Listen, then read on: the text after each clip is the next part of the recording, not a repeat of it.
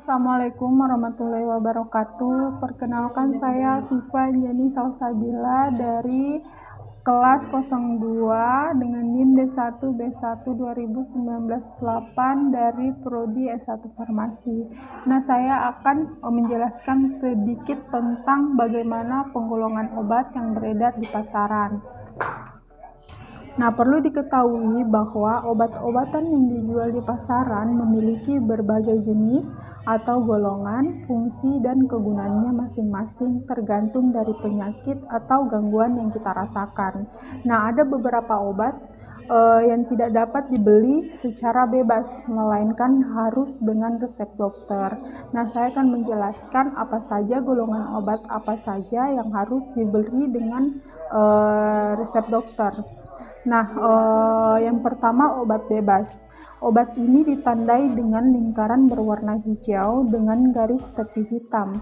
Nah, golongan obat ini dapat diberi secara bebas, tetap tanpa menggunakan resep dokter.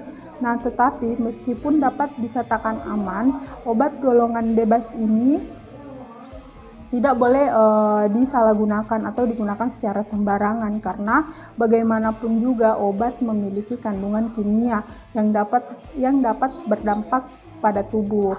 Nah, yang kedua ada obat bebas terbatas.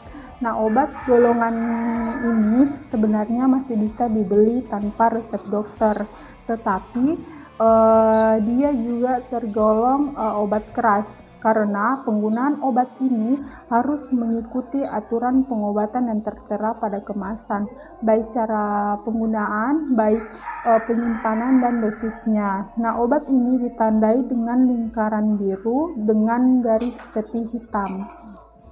Yang ketiga ada obat keras. Obat ini hanya dapat didapatkan dengan resep dokter. Golongan obat ini ditandai dengan lingkaran merah dengan garis tepi berwarna hitam dan huruf K di bagian tengah yang menyentuh garis tepi. Nah, jadi obat keras ini dia hanya dapat diperoleh dengan resep dokter, melainkan tidak dapat dibeli secara bebas. Nah, obat-obat yang termaksud dalam golongan obat ini yaitu salah satunya antibiotik, obat yang mengandung hormon, dan juga obat penenang dan lain-lain. Nah, yang keempat ada obat golongan narkotik. Obat golongan ini yang paling berbahaya karena obat ini dia dapat mempengaruhi susunan saraf pusat dan dapat mempengaruhi tingkah laku serta aktivitas pada titik tertentu. Jadi obat ini juga dia dapat menyebabkan efek ketergantungan. Nah, golongan obat ini mempunyai simbol seperti tanda plus dengan lingkaran berwarna merah. Obat ini hanya diperoleh dengan resep dokter.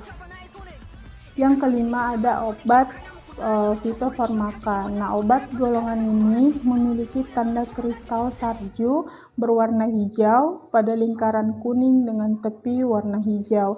Nah, obat ini telah ditunjang oleh bukti ilmiah secara klinik. Nah, jadi secara klinik yang dimasukkan ini dengan menguji pada manusia. Jadi kalau praklinik masih tahap pengujian menggunakan hewan percobaan, sedangkan kalau uji klinik berarti telah sampai pada level percobaan kepada manusia. Nah, lalu yang keenam ada obat herbal terstandar atau OHT. Nah, obat ini ditandai dengan simbol lingkaran kuning dengan garis tepi hijau dan gambar 3 buah bintang hijau. Nah, obat golongan ini telah ditunjang dengan bukti ilmiah secara praklinik atau baru pada hewan percobaan dan juga telah melakukan uji toksisitas. Lalu yang terakhir yaitu obat herbal atau jamu.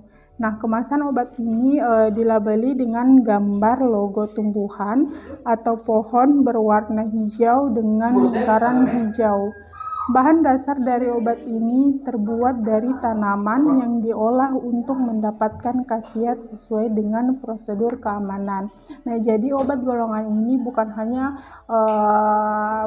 saja pabrik-pabrik farmasi yang membuat, tetapi masyarakat bisa membuatnya dengan sendiri dengan cara tradisional, turun-temurun atau secara empiris. Nah, baik, itu saja yang dapat saya jelaskan. Lebih dan kurangnya mohon dimaafkan. Assalamualaikum warahmatullahi wabarakatuh.